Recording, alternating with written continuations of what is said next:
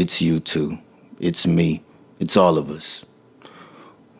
We all think we have a type, a mysterious, emotionally unavailable, adventurous but kind of reckless.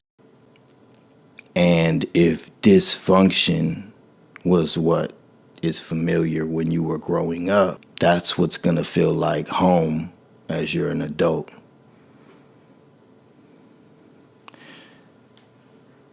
Ever wonder why people who treat you right seem to be boring, but the ones who send mixed signals feel like fireworks?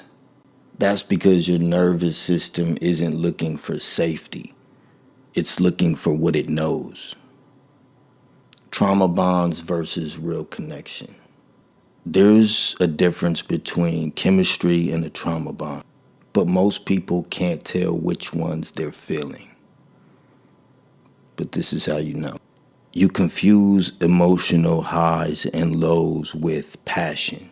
If someone ignores you for days,